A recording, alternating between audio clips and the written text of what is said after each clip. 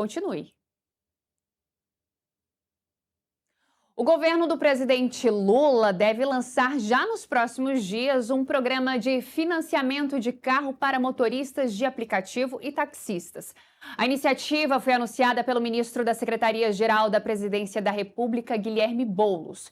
De acordo com o governo, o programa deve ter os moldes do Move Brasil, lançado no fim de abril e voltado à renovação de frota de caminhões e ônibus. O objetivo é oferecer financiamento em condições mais favoráveis, com juros menores e para maior prazo para pagamento.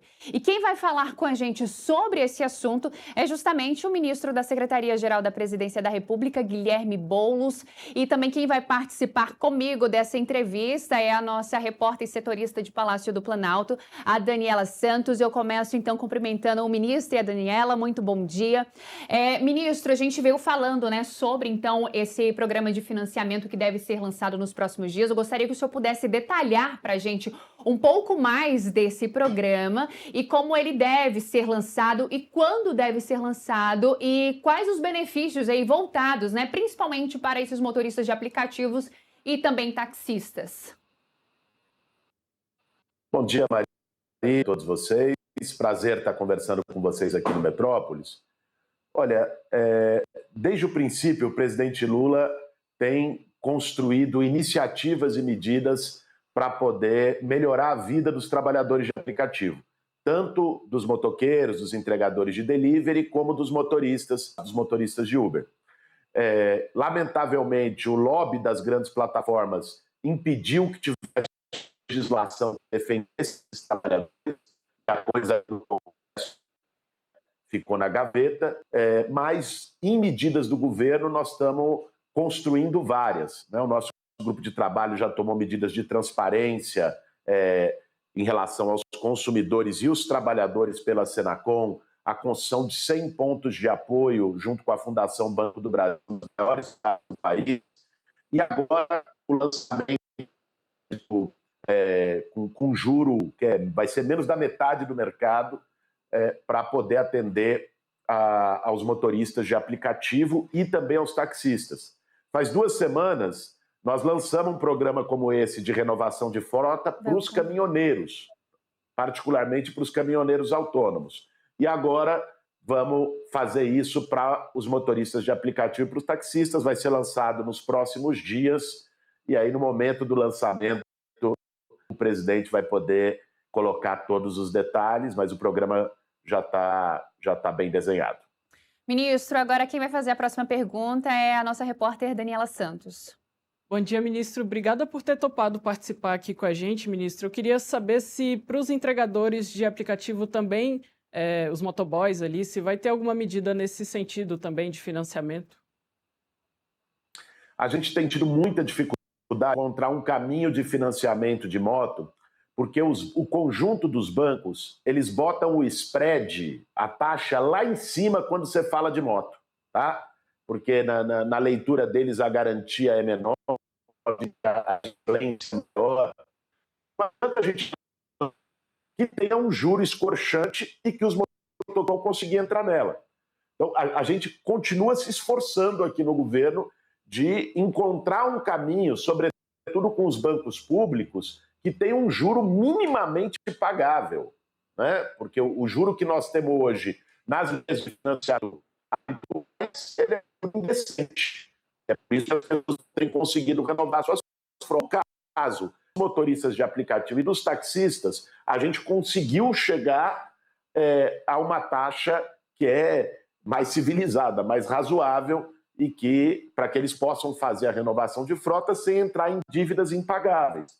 No caso dos motoqueiros, a gente ainda não conseguiu, mas devemos também construir algum anúncio do governo em relação aos motoqueiros nessa mesma data. Estamos finalizando isso aqui no governo. Agora, quem vai fazer a pergunta, ministro, é a nossa apresentadora Neila Guimarães, está lá no Congresso Nacional. Oi, ministro, muito bom dia. Já agradeço pela participação aqui no Contexto conosco. A minha pergunta é sobre previdência. A questão de tirar esses trabalhadores da informalidade, isso também agradaria o Ministério da Fazenda? Eu digo porque retiraria aí mais de 2 milhões, 2 milhões e meio de pessoas da informalidade e, claro, traria aí dinheiro para os cofres públicos. O objetivo também dessa medida de tirar essas pessoas da informalidade é também trazer esse dinheiro para o governo? Não, pelo contrário, né?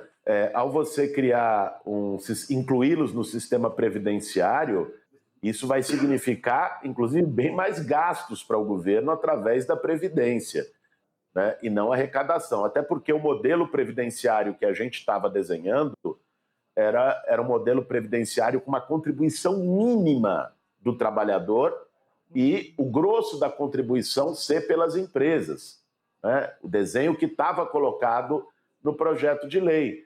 Lamentavelmente, isso precisa, para incluí-los, para poder garantir auxílio-doença, seguro-acidente, aposentadoria, para esses trabalhadores, para o motorista de Uber, para o entregador de iFood, você precisa alterar a lei. Isso o Lula não pode fazer por canetada, né?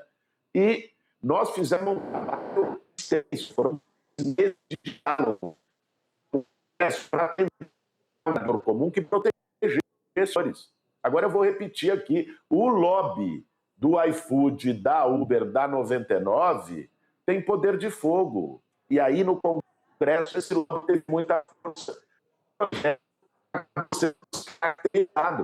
O projeto que é defender os trabalhadores de aplicativo acabou sendo descaracterizado, tirando essas defesas e favorecendo a pressão das plataformas. Aí a gente não aceitou. E os trabalhadores também não aceitaram. Fizeram paralisação contra o relatório do PLP 152 no Brasil inteiro.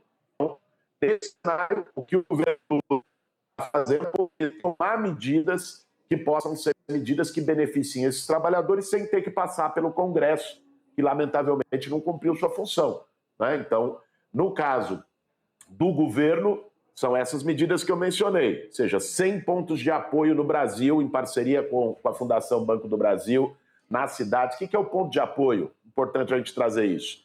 É um lugar onde o motorista, o motoqueiro vão poder sentar para comer, descansar, usar o banheiro, carregar o celular. Hoje, esses trabalhadores têm que, às vezes, se humilhar para poder usar o banheiro num comércio, né? Trabalhando o dia inteiro na rua, 12 horas atrás de um volante, 12 horas em cima de uma roda.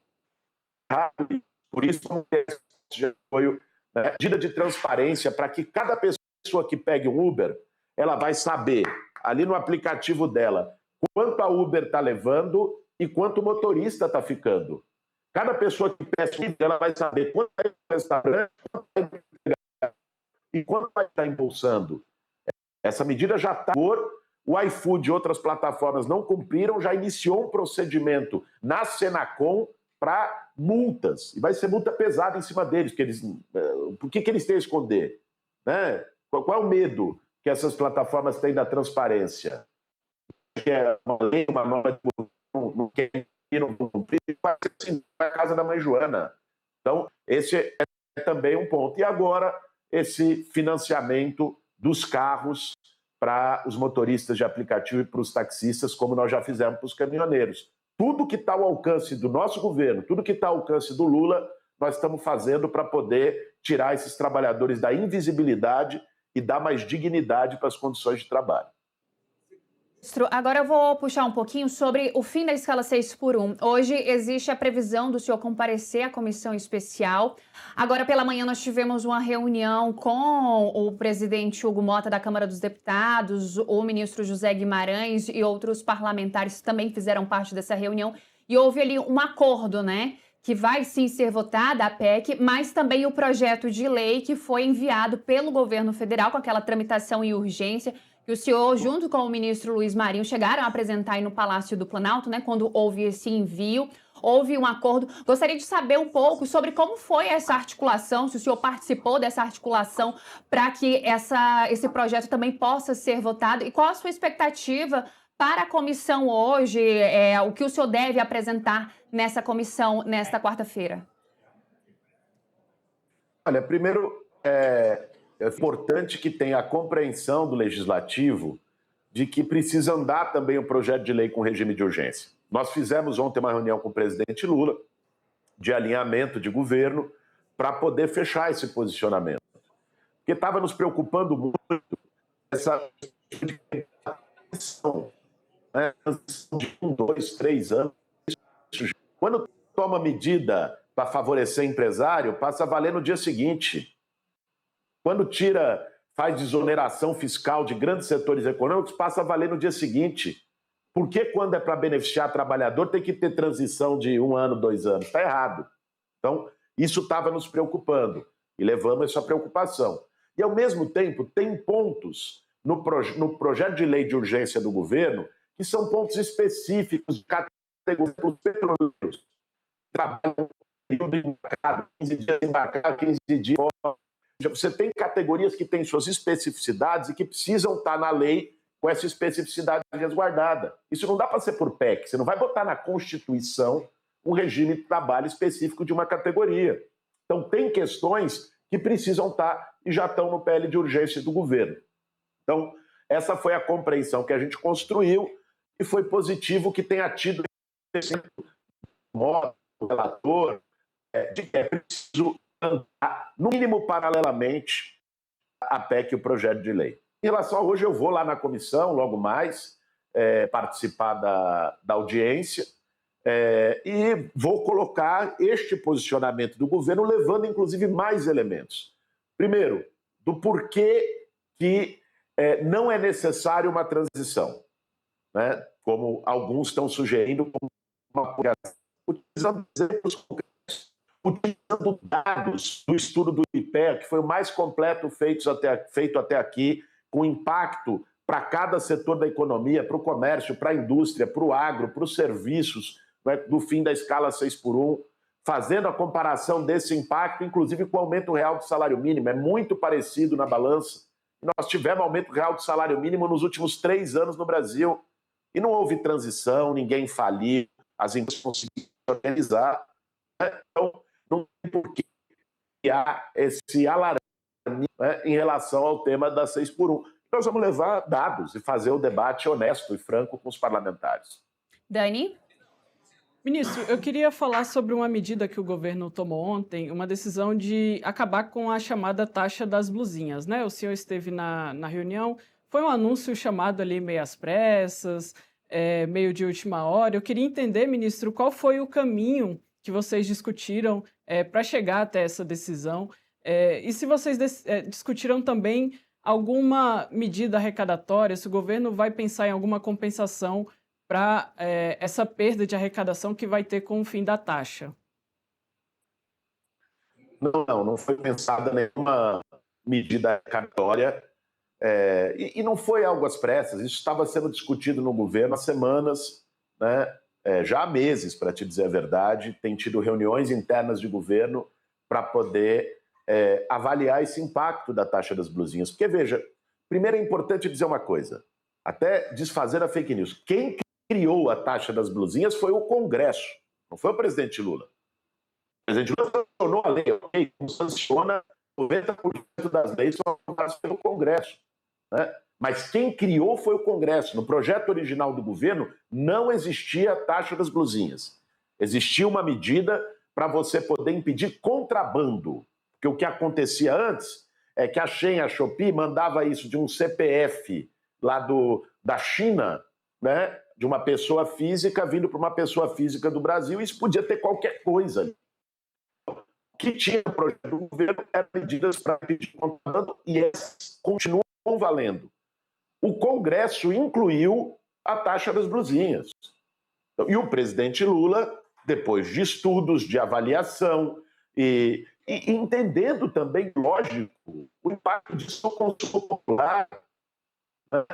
O impacto que isso teve, inclusive, nos custos. Entendendo o impacto na economia e na sociedade brasileira, tomou uma decisão madura, que foi a decisão de acabar com a taxa das blusinhas que o Congresso Nacional havia criado em 2024.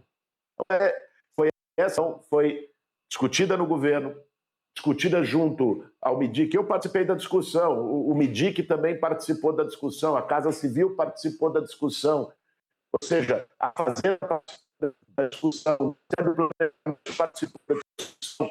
Foi uma decisão que foi feita em diálogo e ponderando todos os efeitos. O impacto arrecadatório não é um impacto tão significativo, né, para o governo. Nesse momento, não haverá qualquer tipo de busca de substituição dessa arrecadação.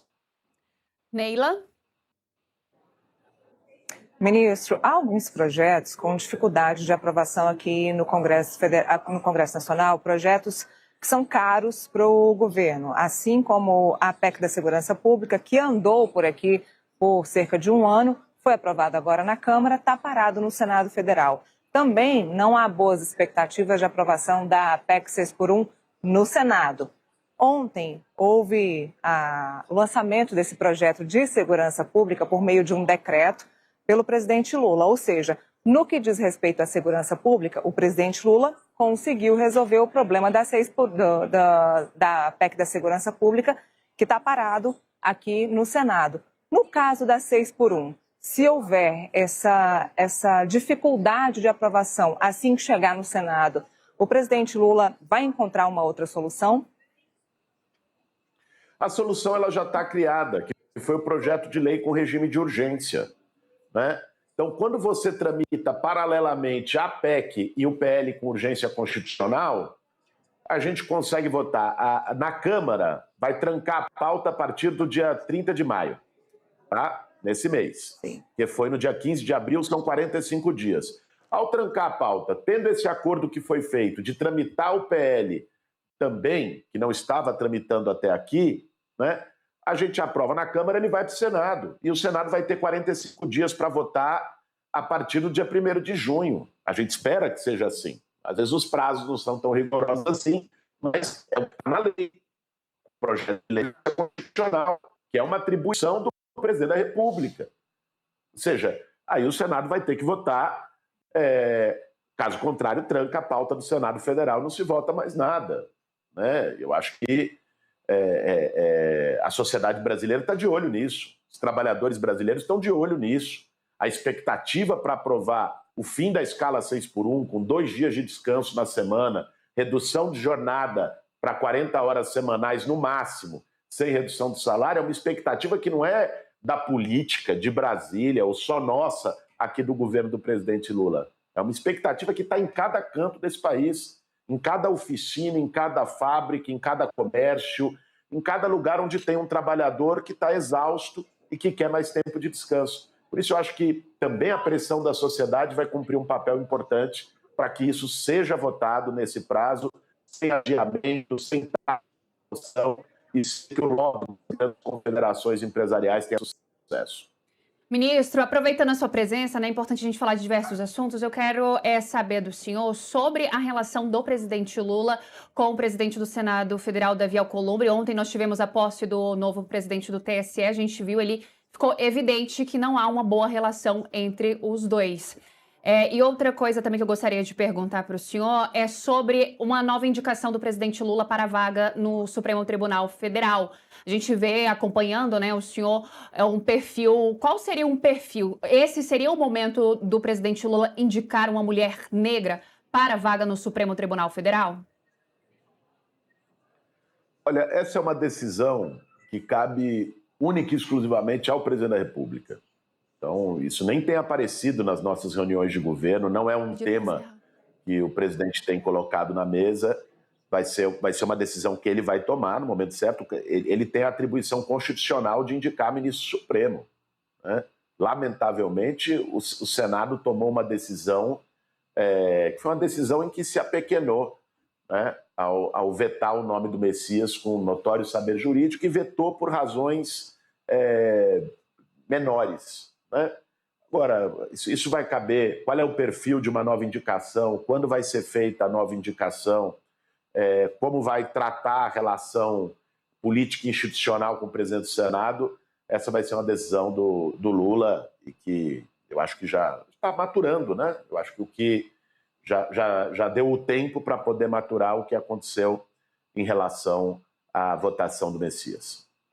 Para a gente finalizar, eu sei que o tempo está corrido, mas eu queria fazer só mais uma pergunta sobre pesquisa eleitoral, né? Nós tivemos hoje a pesquisa Quest, nós tivemos ali uma melhora do presidente Lula, mas Flávio Bolsonaro, ele vem também avançando nessas pesquisas. Nós sabemos que pesquisa eleitoral é momento, mas qual a avaliação do senhor hoje, né? Tendo ali como principal candidato do presidente Lula nessa pré-candidatura, Flávio Bolsonaro? Olha, Bolsonaro, ele não vai resistir à comparação. Essa é a grande questão. Eleição é comparação. O que você compara? O que o eleitor compara na hora de votar? Ele compara a trajetória de cada candidato e ele compara as realizações de cada candidato. Né? Primeiro, em relação à trajetória. As pessoas podem não gostar do Lula, podem não gostar do Lula, mas qualquer cidadão em sã consciência reconhece a trajetória do Lula. Um cara que veio de baixo, um cara que veio do sertão nordestino, da seca, metalúrgico em São Paulo, uma grande liderança, lidera as maiores greves dos trabalhadores da história do Brasil, né? E esse cara vai, perde eleições, insiste, persiste, a cara do povo brasileiro, ganha, sai com 90% de aprovação, é sacaneado, perseguido, né? Deixam ele em Curitiba 580 dias, depois ele sai e volta para o Palácio do Planalto. Essa é a trajetória do Lula. Agora, o Flávio Bolsonaro, quando for comparar, gente, vamos combinar, né? Qual a biografia do Flávio Bolsonaro? Não tem biografia. O Flávio Bolsonaro tem ficha corrida.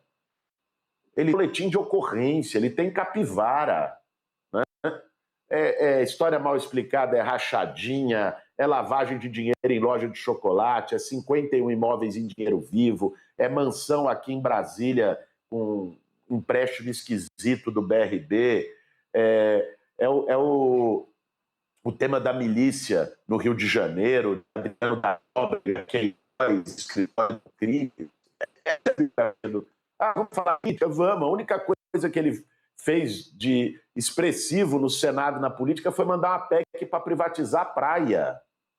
Então, o eleitorado vai comparar isso no momento certo. O povo brasileiro vai comparar isso no momento certo. Vai comparar o que foi o governo do Bolsonaro em 4 anos e o que tem sido o governo do Lula 3. Nem precisa falar do Lula 1 e 2. Compare em qualquer área. Moradia, transporte, educação, saúde, qualquer. Ele pode escolher qual vai ser a área. É 7-1 para o Lula em todas. Então, chegando o momento da comparação de lado, de posicionamento, Lula é um estadista, né? Garantiu a soberania brasileira. O Flávio Bolsonaro estava lá com o bonezinho do Trump.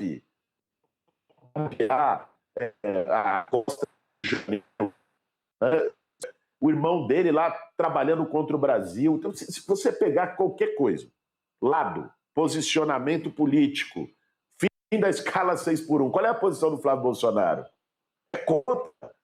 O Lula está com 80% da população brasileira que defende o 6x1. Trajetória, biografia, compare qualquer quesito. Né?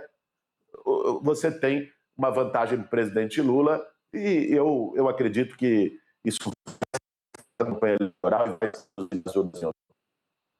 é isso, nós conversamos com o ministro da Secretaria-Geral da Presidência da República, Guilherme Boulos. Nós agradecemos a sua participação. Ministro, até uma próxima oportunidade. Muito obrigado, até a próxima. Foi um prazer conversar com você aqui no Metrópole. Também gostaria de agradecer a minha colega Daniela Santos, que é setorista de Palácio do Planalto. Obrigada, Daniela, até a próxima. Obrigada, gente, até a próxima. Obrigada, ministro. E você